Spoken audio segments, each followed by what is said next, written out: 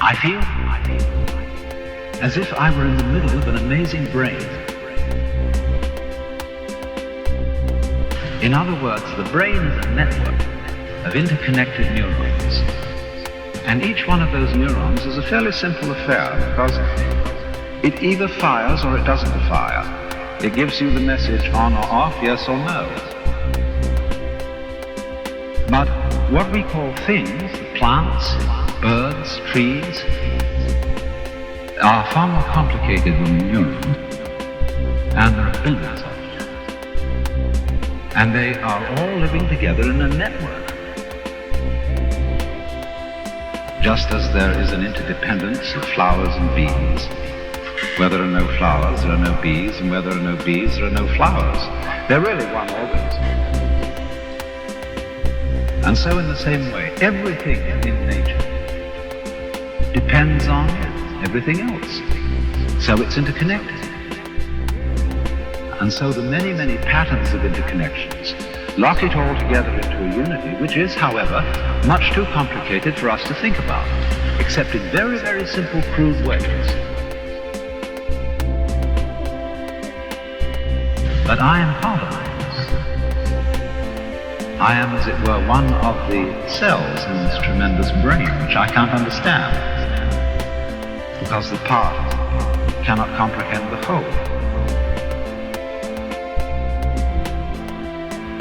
In the same way, when you see a flower in a field, it's really the whole field that is flowering, because the flower couldn't exist in that particular place without the special surroundings of the field that it has. You only find flowers in surroundings which will support them. So in the same way, you only find human beings on a planet of this kind, an atmosphere of this kind, a temperature of this kind, supplied by a convenient neighboring star. And so, just as the flower is a flowering of the field, I feel myself as a personing, a manning, peopling the whole universe. In other words, I seem, like everything else, to be a center, a sort of vortex, at which the whole energy of the universe realizes itself, comes alive. A sort of aperture through which the whole universe is conscious of itself. In other words, I go with it as a center to a circumference.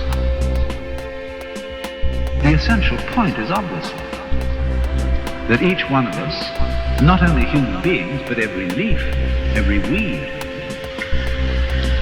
exists in the way it does only because everything else around it does. In other words, there's a relationship between the center and the circumference, which is rather like the relationship between the poles of a magnet.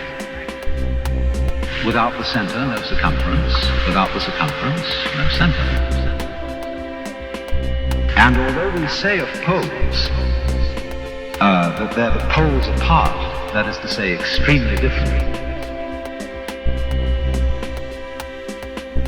there's something between them, just as the north and south poles of a magnet are united by the magnet. So the individual and the universe are inseparable. But the curious thing is that while that's rather easy to see in theory, very few people are aware of it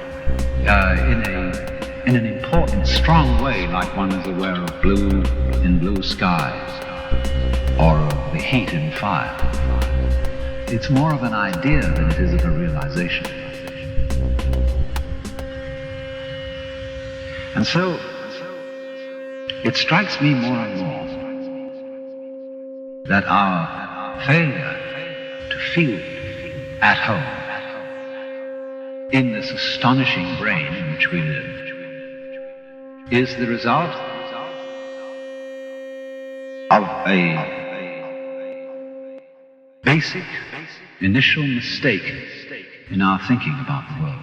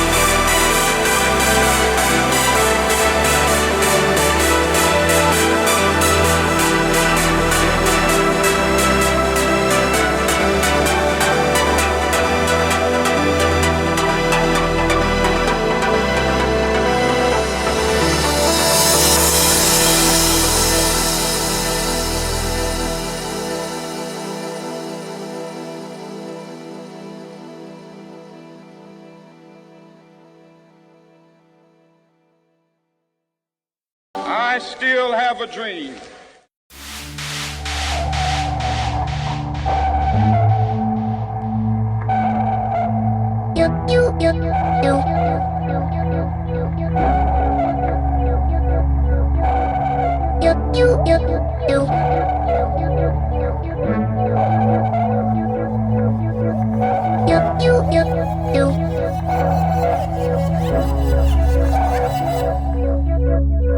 Have you ever had a dream?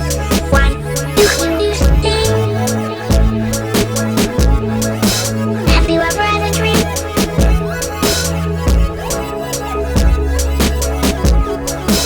Have you ever had a dream? One, you can do something. Have you ever had a dream? One, you can do something.